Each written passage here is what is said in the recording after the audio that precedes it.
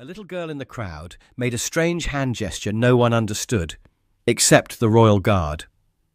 Seconds later, he broke formation, stopped the entire parade, and what happened next left everyone in stunned silence.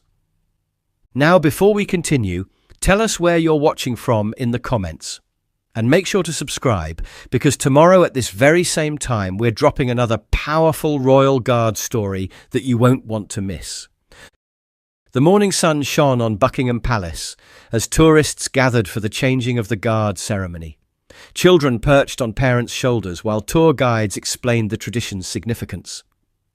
This ceremony dates back over 500 years, a guide told her group. These aren't just ceremonial figures, they're active duty soldiers who've served in combat zones. Guard Sergeant Theo Marwood stood at attention, morning light gleaming off his polished brass buttons. 8 years in the Royal Regiment had taught him to remain perfectly still while maintaining complete awareness, a skill honed in combat that served him equally well during ceremonial duties. As the band struck up and the formation began to move, Marwood's eyes remained forward, but his attention catalogued everything. The crowd's murmurs, the summer breeze, and the rhythm of boots striking stone, all familiar elements of his duty. Little did he know that today's parade would test not just his discipline, but his humanity in ways no battlefield ever had. Among the excited faces, 7-year-old Lily Davis stood unnaturally still, her hand trapped in her stepfather's tight grip. Unlike other bouncing children, Lily's posture was rigid, her eyes darting nervously between the guards and her stepfather. "Stand up straight," Sam Davis muttered, yanking her arm. "And remember what I told you." Lily nodded quickly, wincing as his fingers dug into her shoulder. Despite the warm June morning, she wore a long-sleeved blue dress that covered her arms completely, an odd choice that had drawn curious glances. When Sam checked his phone, his grip loosened momentarily, and Lily's sleeve rode up, revealing fading yellow bruises circling her wrist. She quickly tugged the fabric down, eyes wide with practiced fear. "Can I take a picture of the guards, Dad?" she whispered. "Stop asking questions," Sam replied, his polite tone not matching the coldness in his eyes. "And don't call me that in public. It's Sam, remember?" As the guards marched closer, Lily stared in wonder at their crisp red uniforms. For a brief moment, childlike fascination overcame her caution. Marwood noticed her immediately. Not because she was distinctive, but because her stillness amid the excited crowd triggered the same instincts that had kept him alive in combat. His peripheral vision caught the contrast between her fascinated eyes and rigid posture, how she calculated each movement before making it. Their eyes met briefly as he passed. In that instant, Marwood recognized something that military training had taught guards to spot: fear disguised as obedience. Not a child's temporary fear, but something deeper, more ingrained. The man beside her, athletic with an expensive watch and cultivated stubble, tightened his grip when he noticed her attention wandering. The girl immediately looked down, shifting from interested to invisible in seconds. Marwood continued his march, face betraying nothing, but his combat-trained mind had flagged the interaction for observation. As the ceremony progressed, Marwood maintained his ceremonial precision while keeping the girl and her stepfather in his peripheral vision. The contrast between them grew more apparent with each passing minute. The man's confident, almost arrogant bearing versus the child's careful, measured movements. A family with 2 young boys about Lily's age moved through the crowd, positioning themselves next to Sam and Lily.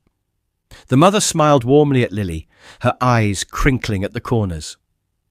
"First time seeing the changing of the guard?" she asked Lily, her Scottish accent gentle and friendly. "My boys have been talking about it all week." Before Lily could respond, Sam shifted slightly, placing himself between her and the woman. "We're trying to watch, if you don't mind," he said, with a tight smile that didn't reach his eyes. "Of course, sorry to bother," the woman replied, exchanging a quick glance with her husband. Lily's eyes dropped to the ground, but not before Marwood caught her longing look at the other children. The boys were giggling, pointing excitedly at the guards' bearskin caps, their parents encouraging their enthusiasm. The contrast with Lily's enforced silence was striking. As Marwood executed a perfect turn, his line of sight briefly included Sam and Lily again. The man had bent down, whispering something in the girl's ear. Though his expression remained pleasant for any onlookers, Lily's face had drained of colour. When Sam straightened up, he casually adjusted Lily's collar. The movement pulled her sleeve up just enough to reveal distinct bruising around her upper arm. The unmistakable pattern of fingerprints left by an adult hand gripping too tightly. A middle-aged couple standing nearby noticed it too. The woman's hand flew to her mouth, and she whispered something to her husband, who frowned deeply at Sam. "Lovely ceremony, isn't it?" the man said, deliberately engaging Sam while his wife smiled at Lily. "Your daughter seems fascinated by it all." Sam's jaw tightened visibly. "She's not really interested in this stuff," he replied curtly. "We're just killing time before our tour." "Oh, but she seems quite engaged," the woman persisted kindly, bending slightly toward Lily. "Are you enjoying the guards, sweetheart?" Lily's eyes widened, caught between hope and terror. She glanced up at Sam, whose smile had hardened into something dangerous that only she recognized. "She's shy," Sam said, pulling Lily against his side, with what appeared to be fatherly affection, but was actually a warning squeeze. "And we don't talk to strangers, do we, Lily?" "No, Sam," she whispered, the formality of using his name not lost on the couple. As the formation changed again, Marwood's path brought him closer to their position. He could see Lily tracking his movements with unusual intensity for a child her age. Something in her gaze reminded him of civilians in war zones, people looking for someone, anyone who might help. Sam noticed her watching the guards and bent down again. "Remember what happens if you make a scene," he whispered, his voice carrying just far enough for Marwood to hear. "Straight back home, and you know what that means." Lily's small body tensed, and she nodded quickly, fear flashing across her face. The elderly couple exchanged concerned glances, the woman's hand clutching her husband's arm as they observed Sam's increasingly controlling behaviour. When Sam turned away momentarily to check his phone, the husband, a retired teacher with 40 years' experience recognizing troubled children, made another attempt. "Pardon me," he said quietly to Lily, "but I dropped my program. Would you be kind enough to hand it to me?" He gestured to the ceremonial program that had fallen suspiciously close to Lily's feet. Lily looked up at Sam, who was still distracted, then carefully bent to retrieve the paper. As she extended it toward the man, their fingers touched briefly. "Are you all right, dear?" the woman whispered, her eyes kind but concerned. Lily's lips parted, words forming but unspoken as Sam's attention snapped back to her. "What did I just say about talking to strangers?" Sam hissed, snatching the program and thrusting it at the elderly man. "Here's your paper. Now mind your own business." He grabbed Lily's arm roughly, pulling her away from the couple and closer to the parade barrier. The sudden movement caused Lily's sleeve to ride up, revealing a distinctive pattern of bruises at different healing stages, some yellow and fading, others fresh and purple. "We're just concerned," the elderly man began. "About what?" Sam interrupted, his voice carrying enough of an edge that nearby tourists turned to look. "About a father spending the day with his daughter. Is that so unusual?" "Stepdaughter," Lily corrected automatically, her voice barely audible. The crowd's shift had positioned them closer to where Marwood stood at attention. Though his eyes remained fixed ahead as protocol demanded, his training allowed him to register every detail of the escalating situation just feet away. "What did you say?" Sam's voice dropped to a dangerous whisper, fingers digging into Lily's shoulder. "Nothing. Sorry, Sam," she replied quickly, shrinking into herself. The elderly woman took a step forward, maternal instinct overriding caution. Young man, that child is clearly— Mind your own family and I'll mind mine, Sam cut her off, his charm completely evaporated. Come on, Lily, we're finding a better spot. He pulled Lily roughly through the crowd, positioning them even closer to the ceremonial route and directly in Marwood's line of sight. As they pushed forward, Lily stumbled slightly. Sam yanked her upright with unnecessary force, causing several onlookers to frown. Do that again and we're going straight home, he threatened under his breath. No stops, no exceptions. Understand? Lily nodded mutely, but something had changed in her expression. As fear gave way to desperation, her eyes locked onto Marwood's with startling intensity. Marwood maintained his ceremonial stance, but behind the practiced neutrality of his expression, his mind was racing. 8 years in the regiment had taught him to recognize the signs of someone reaching a breaking point. The girl's body language had shifted from defensive to something more urgent, the look of someone making a final decision. The elderly couple had followed, maintaining their distance but unwilling to abandon their concerns. They weren't the only ones watching now. A young mother nearby had noticed the interaction and was discreetly pointing her phone in Sam's direction, while a tall man in a university sweatshirt had positioned himself closer, his posture suggesting he was ready to intervene if necessary. Sam sensed the mounting attention and leaned down to Lily, his expression pleasant, but his whispered words anything but. Everyone's watching because of you. When we get home, you'll wish you'd never been born. One more mistake. And— He stopped abruptly, noticing how intently Lily was watching the guards. His fingers tightened around her wrist, hard enough that tears sprang to her eyes. Stop looking at them, he ordered. They can't help you. Nobody can. The ceremonial drums echoed across the palace grounds as the changing of the guard reached its pivotal moment. Tourists raised their phones higher, eager to capture the perfect image of British tradition. But Sergeant Marwood's attention had narrowed to the small girl standing just 10 feet from his position. Lily Davis stood perfectly still, her eyes never leaving Marwood's face. There was something in her gaze that cut through the ceremonial distance, a silent plea that spoke directly to the soldier behind the uniform. As Sam became momentarily distracted by someone bumping into him from behind, Lily seized her opportunity. With deliberate practiced movements that no 7-year-old should have needed to learn, Lily raised her small hand to her face. To casual observers, she might have been merely waving or pushing hair from her eyes. But to Marwood, who had received the same mandatory training as all service personnel working with the public, the gesture was unmistakable. Her little fist opened and closed, then pressed against her palm.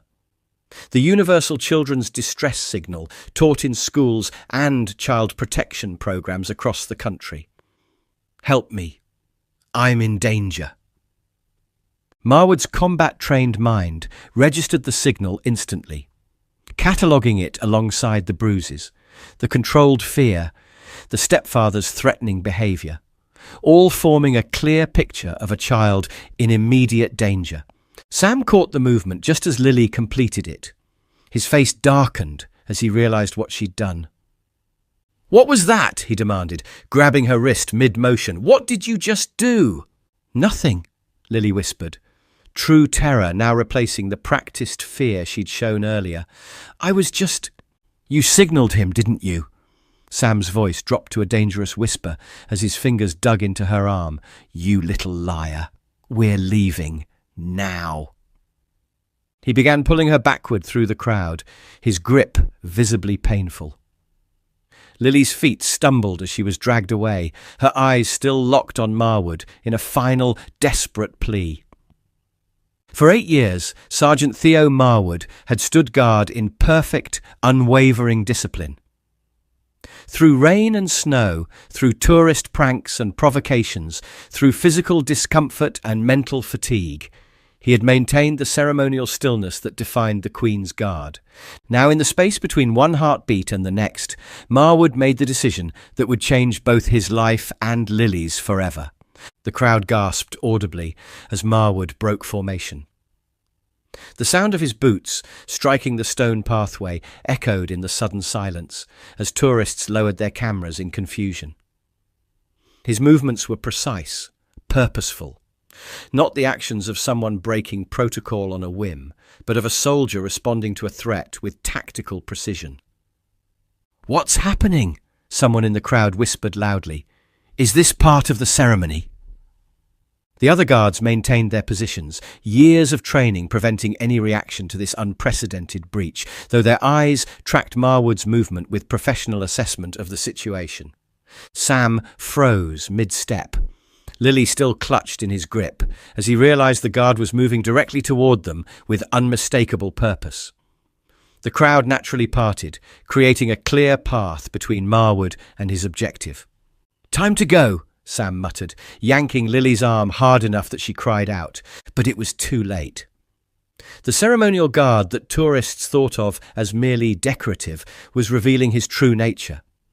A highly trained soldier, moving with the focused intensity of someone who had navigated far more dangerous situations than this.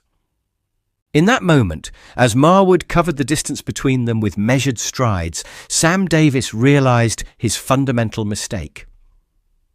He had dismissed the guard as nothing more than a man in a costume, forgetting that beneath the ceremonial uniform was a soldier who had sworn to protect, and who had just received a signal he would not ignore.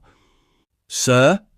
Marwood's voice carried the weight of military authority, cutting through the murmurs of the confused crowd. "I need you to release the child." Sam's expression cycled rapidly through shock, outrage, and calculation. His grip on Lily loosened slightly, but he didn't let go. "This is my daughter," he said, forcing a confused laugh.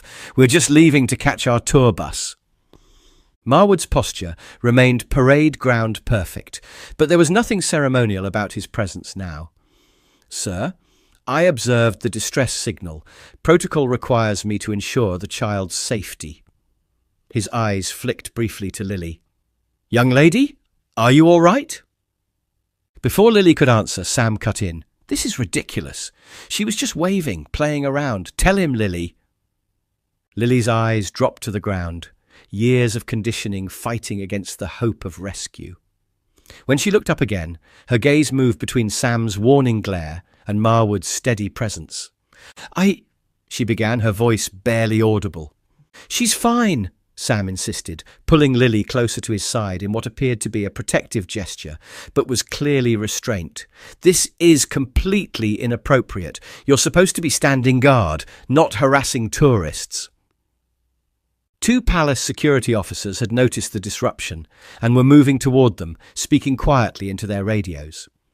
The crowd had formed a loose circle around the scene, many recording with their phones despite the uncomfortable tension. "My primary duty is to protect," Marwood stated with calm precision, addressing not just Sam but the gathering crowd. The young lady used a recognized distress signal taught to children for emergencies. He turned his attention fully to Lily, softening his tone slightly. "Did someone teach you that signal in school?" Lily nodded, almost imperceptibly, hope beginning to replace fear in her eyes. "She was waving, for God's sake," Sam insisted, his charm returning as he addressed the crowd. "This is absurd. My daughter and I are here on vacation and suddenly we're being treated like criminals." "Just a few questions, sir, to clear things up," Marwood replied, his tone professional but unyielding. He positioned himself subtly, blocking any easy exit route. "Perhaps the young lady would be more comfortable speaking with one of our female officers." A woman in a police uniform was approaching from the palace security office, summoned by the radio call. Sam's facade began cracking at the edges. "We don't have time for this. Our tour leaves in 15 minutes. He tugged Lily toward the edge of the crowd. "Come on, we're going." "Sir," Marwood's voice hardened slightly, "I need you to stop right there." "You have no right to detain us," Sam hissed, dropping all pretense of friendliness. "You're a ceremonial guard, not police." "Active duty military, sir," Marwood corrected him, still maintaining perfect composure. "And the safety of a child supersedes all other protocols." The female police officer had reached them now, crouching down to Lily's level. "Hello there," she said gently. "I'm Officer Wilson. What's your name?" Sam interrupted before Lily could answer. "This is ridiculous. We're leaving." He pulled Lily roughly toward him. "Tell these people you're fine so we can go, Lily." Lily looked at Officer Wilson, then at Marwood, whose unwavering presence seemed to give her courage. Something shifted in her expression, a decision made. "He hurts me," she whispered, the words tumbling out in a rush before fear could silence her again. "All the time. Please don't let him take me home." Sam's face contorted with rage. "You lying little!" He lunged forward, grabbing for Lily's arm. Marwood moved with the swift precision of battlefield training, stepping between them. "Sir, I need you to step back." "Get out of my way," Sam snarled, reaching for Lily around Marwood's imposing figure. "She's coming with me." "No, sir," Marwood replied with quiet finality. "She is not." Sam's hand shot out, grabbing Marwood's shoulder in what would prove to be a catastrophic error of judgment. "I said, get out of my way, toy soldier." What happened next occurred so quickly that many in the crowd would later disagree about the exact sequence of events. Marwood's response was a textbook military restraint technique, efficient, controlled, and executed with surgical precision. In one fluid motion, Marwood pivoted, breaking Sam's grip while simultaneously securing his wrist in a joint lock that brought the larger man instantly to his knees. Sam's expression transformed from rage to shock as he found himself immobilized by a grip that applied just enough pressure to control without causing injury. "Palace security, sir. Don't move." The two security officers had reached them, quickly taking control of the situation. One moved to secure Sam, while the other created space between the growing crowd and Lily. "He's hurting me," Sam protested, his face contorted with manufactured pain. "This guard attacked me for no reason." "Actually, he didn't," called out the elderly man who had attempted to help earlier. He stepped forward from the crowd, his wife beside him. "We've been watching this man's behavior toward the child for the past 30 minutes. She's clearly terrified of him." "And I have it all on video," added the young mother who had been filming discreetly. The bruises, the threatening behavior, everything. Officer Wilson had gently guided Lily a few steps away, keeping herself between the child and Sam. "Can you show me your arms, sweetheart?" she asked quietly. Lily hesitated, then slowly pushed up her sleeves, revealing what the officer's experienced eyes immediately recognized as systematic abuse. Bruises at various healing stages, some shaped distinctly like fingerprints. "Those could be from anything," Sam protested, struggling against the security officer's grip. "Kids fall all the time. Lily, tell them how clumsy you are." Lily flinched at his raised voice, but remained silent, her eyes fixed on Marwood, who had resumed his professional bearing, though he remained close enough to intervene if necessary. "Sir, we're going to need you to come with us," the security officer informed Sam, securing his hands behind his back. "There are serious questions that need answering." "This is outrageous!" Sam's voice rose as he was pulled to his feet. "You can't do this! She's my stepdaughter! I have rights!" "And she has the right to safety," Officer Wilson replied firmly, her hand resting protectively on Lily's shoulder. "The evidence suggests that right has been violated." The second security officer spoke quietly into his radio, summoning additional police support. The crowd had grown larger now, tourists whispering and pointing as the scene unfolded. "You'll regret this," Sam spat as he was led away, twisting to glare at Lily. "When they realize you're lying, you'll come home and then—" "That's enough," the officer holding him interrupted, tightening his grip slightly. "One more threat and I'll add intimidation of a witness to the charges." As Sam was escorted toward the security office, his angry protests fading into the distance, Lily remained frozen in place, her small body trembling with the aftermath of terror and the unfamiliar sensation of hope. The female officer knelt beside her, speaking gently. "You're safe now. He can't hurt you anymore." He always finds a way, Lily whispered, years of conditioning evident in her certainty. He said no one would believe me, that they'd send me back to him because no one else wants me. Marwood, who had maintained a respectful distance while security handled the situation, now took a decision as significant as breaking formation had been moments earlier. He stepped forward and knelt to Lily's level, his ceremonial bearskin cap making the movement somewhat awkward, but his eyes completely serious.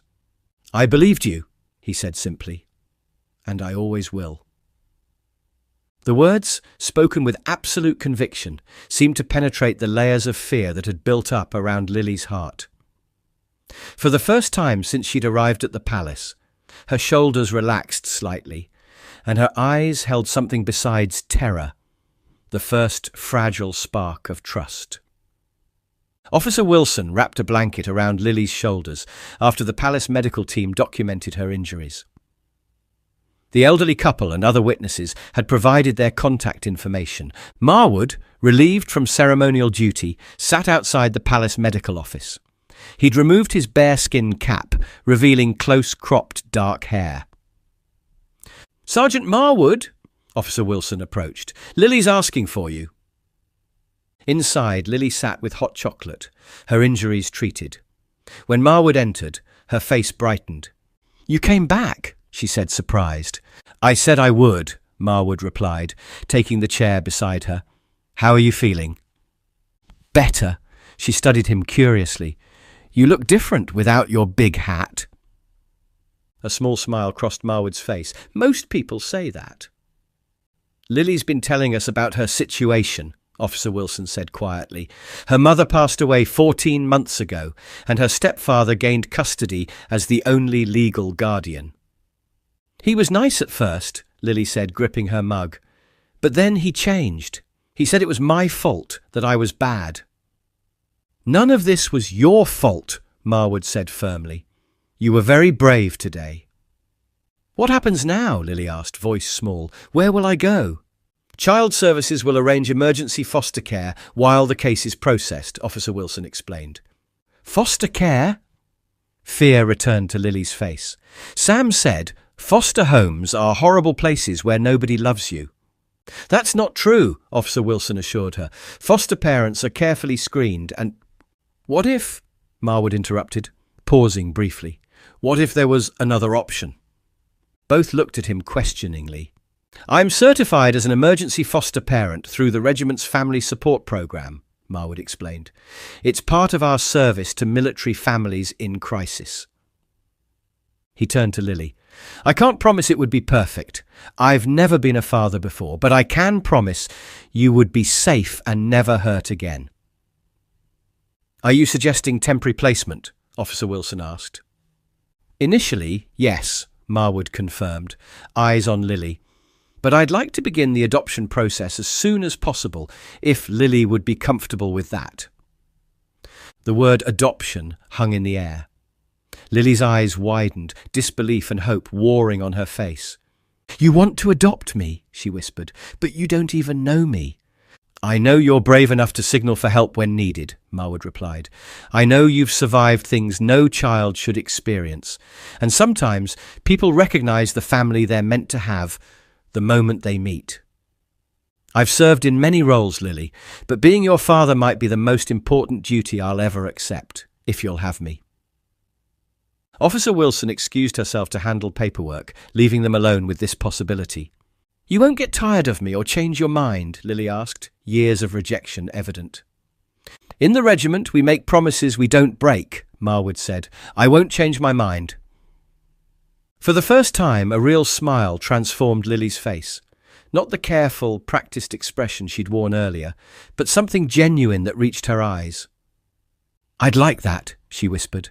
"I'd like that very much." Marwood nodded, emotion briefly tightening his throat.